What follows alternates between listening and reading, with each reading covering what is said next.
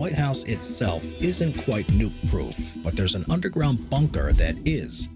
Think of it as a fail-safe for when things go south. What's up, team? My name is Tom, and today I'm gonna react to 15 insane security features of the White House. By the way, I have already created videos about the president's cartridge, the car cartridge, right? You can check it out over here. And also I have a video about the president's plane. Also, you can find it over here. So let's go. With many built-in security features to ensure that the president and the first family are safe. Join me for today's video as we take a look at 15 amazing White House security features. Number 15, infrared sensors. Just because you can't see something doesn't mean you can't see it. While an assailant may think the best time to make a break for the White House is during the cover of night, they'd be dead wrong. The entire White House compound is outfitted with infrared sensors that can pick up even the faintest of heat signatures. Birds flying and squirrels scurrying about are all accounted for, and anyone hiding Man, that looks creepy. in those well-maintained bushes is gonna be found so fast it'll make their head spin. These infrared sensors aren't specific to the lawn either, as their lasers cover the sky and even go underground too. Truly no one and nothing is safe from them. And the best part is these infrared sensing lasers are completely invisible to the naked eye. So even if you think you can outsmart them with some Hollywood-type theatrics, think again. But funnily enough, the sensors can work a little too well sometimes. While they've certainly picked up on some would-be intruders, there have been occasions where security descends on an unknown threat only to be greeted by a wayward squirrel or a mouse. As long as that mouse isn't working as a spy for foreign governments, then they've got nothing to worry about. For sure. These lasers definitely let the security teams get a good sense of things. Number 14, surface-to-air missiles. As you can probably imagine, Washington, D.C. is a big-time no-fly zone. If too many planes are flying over the White House, then it's way too easy for a bad apple to fall through the cracks. Yeah, that makes perfect sense, and they need to be on guard all the time, you know, like observe every flying object, you know. This is so hard. So it's best to keep those skies clear. The closest major airport is the Ronald Reagan National Airport in Virginia, and any plane not scheduled to land there or that's following a very strict trajectory is given a pretty nasty warning sign. But this isn't baseball, meaning there are no 3 strikes and you're out rule. It's just one warning. And anyone who doesn't show immediate compliance is a goner, courtesy of the White House's surface-to-air missiles. And it's not just one lone defense system, it's a whole slew of them placed all around the compound. It doesn't matter what angle the plane is coming from, because there's a fresh missile with their name on it at every turn. Obviously, the general public isn't privy to the exact locations, but the rumors have been circulating for years about the high-tech Avenger missile defense system on the roof of the White House itself. And while we can never know if that's true, one thing we do know for sure is there are plenty of laser systems that detect any possible airborne threats up to a mile out that alert. By the way, guys, question for people who have been to White House or surroundings. Is it possible to get like inside excursion, you know, like a guide inside through the White House?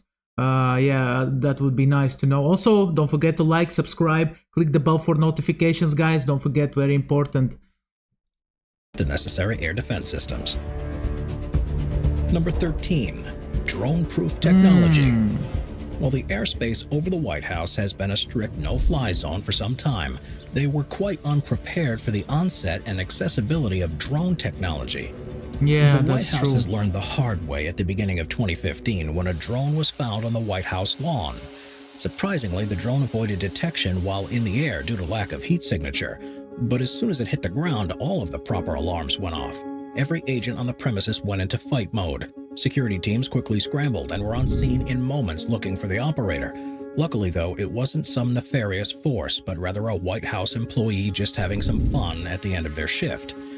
But despite the big no-no committed by the employee, they were off the hook because at the end of the day, they exposed a pretty big gap in the White House security, proving that sometimes you have to learn the hard way. So since then, the White House has drones of its own, all of which are fitted with security cameras to give the teams a bird's-eye view of the compound, and they can even be used to take down other drones. Yeah, this is the drones are the game changer, even especially in war nowadays. If you look at the situation in Ukraine, right? Russians and Ukrainians, they both use drones to fight each other, basically. And yeah, this is a game changer, right? And for example, for security reasons, also a big game changer. You can like as in this picture, right? Put the camera on a drone and you will see everything, man. This is like back in the day, like 10-20 years ago, people wouldn't even think about that, so it's a very Number good thing. 12, vehicle barriers. It may not be as exciting as drones, missiles, or invisible lasers, but the White House is surrounded by plenty of concrete and steel barriers to prevent any unwanted vehicles from making their way inside. We may not think about it often, but vehicles can be used as incredibly deadly battering rams made of twisted metal traveling up to 100 miles an hour. And that's not the kind of thing the president or the White House security detail want bursting through their door. The compound has to be protected from even the most basic of threats, hence the need for these barriers. The vehicle checkpoints are everywhere, with many of them specially designed and strong enough to stop a speeding car dead in its tracks. Think of these barriers as a modern-day moat surrounding a heavily fortified castle. And as of 2017, sidewalks around the White House were permanently closed with barriers, being used to keep pedestrians away by about 25 yards. Number 11. Food testers. Guys, just check it out, how the development of president security have developed since the assassination of JFK till nowadays, man. Nowadays, like, everything is like thought about, right? The drones, the infolites, right? To see the bodies, right? Everything, man. This is next level already. Believe it or not, but assassination attempts by poisoning are still a thing. And while this form of murder may come off as rudimentary, the countermeasure against it is just as medieval. The president has a number of food tasters and tasters whose sole job is to make sure that nothing nefarious was slipped into their meals during preparation. Also, there's a guy who is observing the chef while he's cooking the food or preparing the food for the president. It sounds pretty crazy, but with the amount of food entering the White House each and every day, you just can't be too careful. And not only are these staff members testing for poison, but if for some reason they receive a bad batch of groceries, they'll be the first to know, allowing the president to stave off any foodborne illnesses that will keep them out of the bathroom and in the Oval Office. And if you don't believe me, just check out the report from 2013 that stated Barack Obama refused to eat dinner at a White House event because his food tester wasn't there. But even before the ingredients make it into the pan, the Secret Service is making sure that no one is tampering with the food. And of course, every single White House chef is heavily vetted before they get the job. And so if anything nefarious does make it into the president's meal, the taste tester will be the first to know, and White House medical staff will probably be the second. Number 10. Pressure pads. Somehow, round-the-clock security cameras and infrared sensors just aren't enough. And so the White House is full of carefully placed and very well-hidden pressure pads.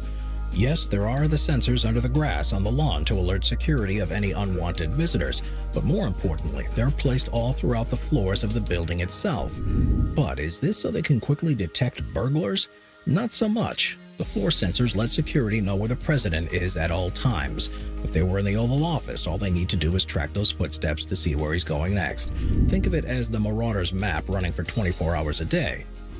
And if something does go wrong, chances are the folks in the security room are going to know about it a split second before even the president. But employing and monitoring these pressure pads is no easy task because the White House is 6 stories tall and 55,000 square feet and houses hundreds of staff members. That's a lot of foot traffic every day, but seeing as how the president keeps to a strict schedule full of meetings, self-care, and the occasional hobby time, chances are the monitors are able to keep a keen, highly trained eye on him at any given moment. Guys, I have a question for you. Was there a time in history where a person was able to sneak into the White House unnoticed? Yeah, like, because I know there was a time in history where a person was able to sneak in Buckingham Palace unnoticed, but White House is a bit a different level. Number 9. screening, and vetting process. If you think you can just waltz right into the White House all willy-nilly, then think again. While the White House compound sees roughly 30,000 visitors a day, only a select few are allowed inside. There are plenty of tours to enjoy every day, all of which are offered in 11 different languages. But getting into one of these groups is no easy feat because they can't just let anybody in here. If you want to take a tour of the illustrious White House, it doesn't matter who you are. Get ready to submit your application at least 21 days in advance. Not only does this give the security accurate head count for the day, but it also allows them to go through some extensive background checks for the potential visitors. It sounds like one big bureaucratic nightmare, but it has to be done. We're talking about places of employment, previous addresses, criminal records, group affiliations, and the list can probably go on for hours. And it should come as no surprise that much of the White House is off limits, even during a guided tour accompanied by high-level security guards.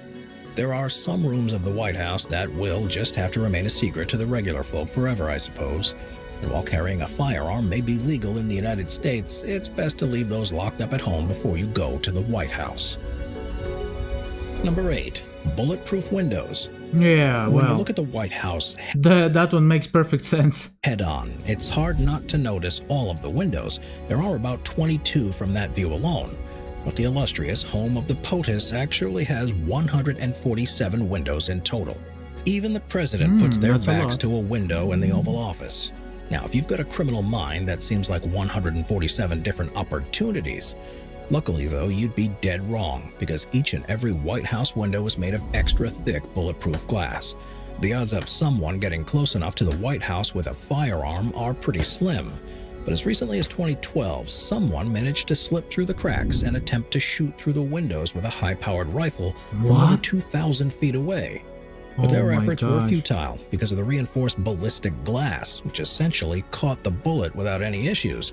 But believe it or not, this type of technology is relatively new to the White House and was only installed within the last few decades after a terrorist incident in Oklahoma City.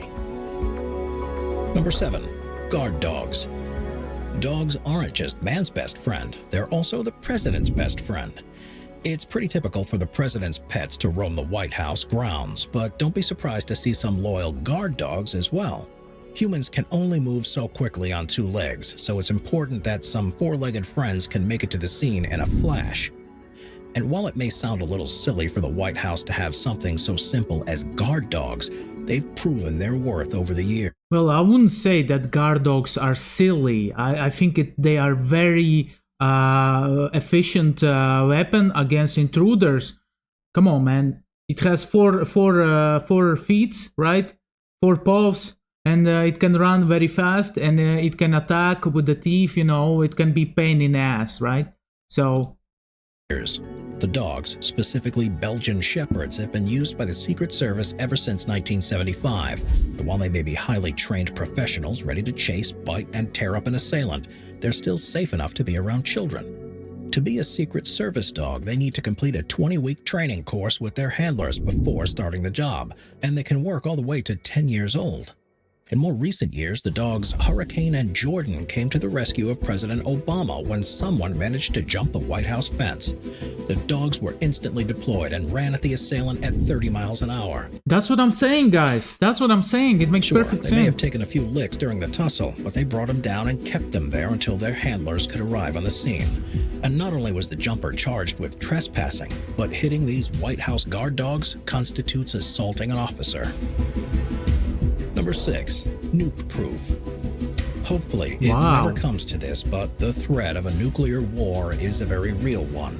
Many, if not all of the world's superpowers have access to these weapons of mass destruction. And while the president's day job involves running the country, their biggest job is to survive. So what happens in the event of a nuclear attack on the United States? Well, the White House itself isn't quite nuke-proof, but there's an underground bunker that is. Think of it as a fail-safe for when things go south. We don't know everything about it, but we do know that an underground tunnel was built in 1987 during the Reagan administration that would lead him to a subterranean elevator. But even the likes of FDR had an underground tunnel built that would take him from the White House to the Treasury. And even President George W. Bush was photographed in the emergency space after the September 11th attacks, confirming the truth.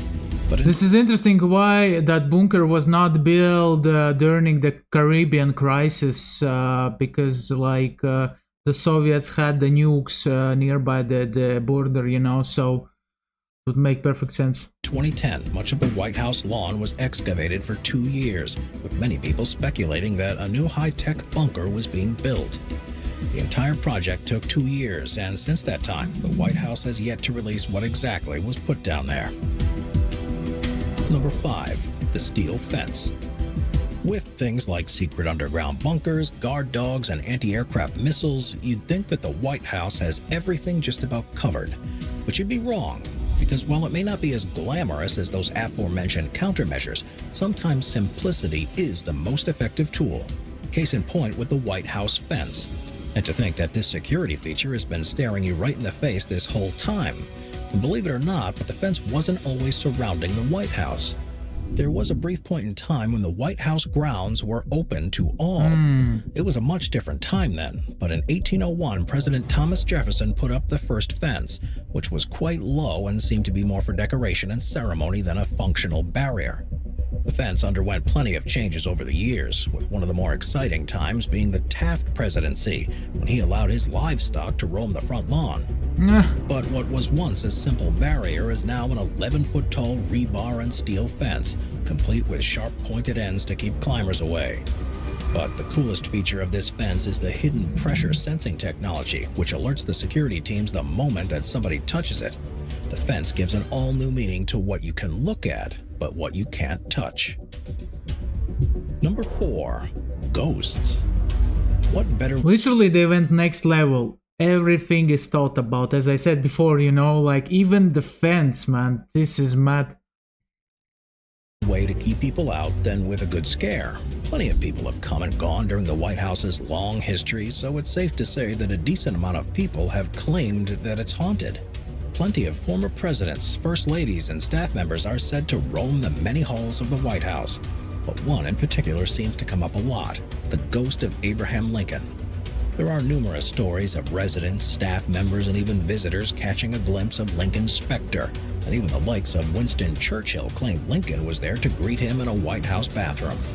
You may not believe in ghosts, but how can you doubt someone as upstanding as Churchill? The story... Man, Churchill was drinking a lot of whiskey and smoking a lot of cigars, so there's a small chance that he was just a bit drunk, you know, so don't take serious drunk man's words, you know. Says that Lincoln's ghost likes to hang out in the yellow Oval Room, and of course the Lincoln bedroom where First Lady Eleanor Roosevelt would often work, and said she saw him all the time.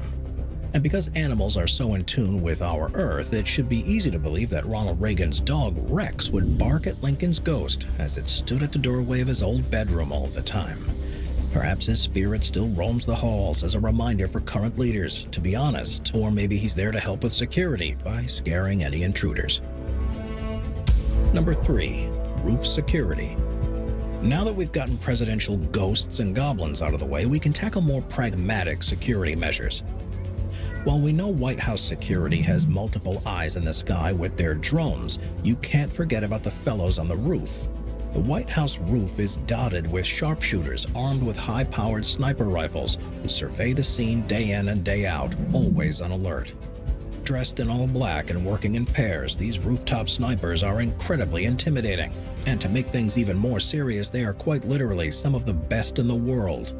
Mostly former soldiers, these White House snipers must prove their worth every month in an exercise where they must perfectly hit their targets from 1,000 yards away.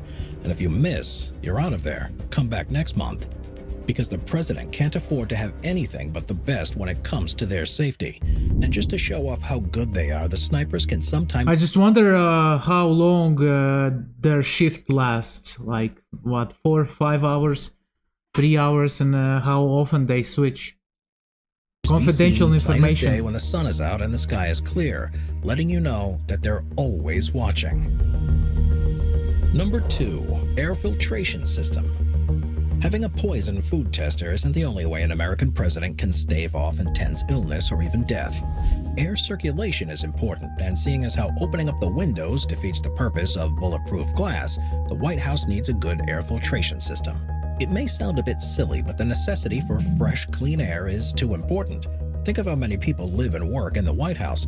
Now just add all that to the visitors who come through the doors each day. Now just imagine if one of them were sick with the flu or something even worse. It's all too easy for sickness and disease to spread in a dense environment and eventually find their way to the person at the top. And once that happens, it's all over. That's why the White House has a state-of-the-art air filtration system, and it's so important because not all threats are going to be seen. Yeah, that's for sure. That's Number a big one, one, by the way. The Secret Service. Could it have been anything else? The Secret Service is the first and last line of defense for the President of the United States, and they will literally lay down their lives without a second thought. Founded back in 1865, the Secret Service is specially trained to protect the presidents and their families from the moment they move into the office and for the next 10 years after their term ends. Oh, it's some of the best seriously? protection you will ever find because 10 years after their term ends? Man, imagine how much money they spend for that. This is mad. they are constantly undergoing training that simulates something as simple as a runner on the White House lawn to a nuclear By the way, I have a video about Secret Service. You can check it out over here, guys. attack. They are literally ready for anything and can often be seen patrolling the White House lawn armed with pistols, shotguns, and assault rifles. And for every Secret Service member you can see out there, there are two more that you can't see because they're often hiding out and waiting to burst in on the scene. The Secret Service employs about 7,000 people, with 1,300 making up the uniformed division and the rest serving as professional, technical, and administrative support. When it comes to the life of the U.S. President, the Secret Service is at every turn, watching their meals be prepared at the doctor's office and even in the bathroom. And when they're out, the Secret Service makes sure that the president is never more than 10 minutes away from a trauma center. They'll even carry bags of the president's blood should an emergency blood transfusion be necessary. They're the president's best friends and the bad guy's worst enemy.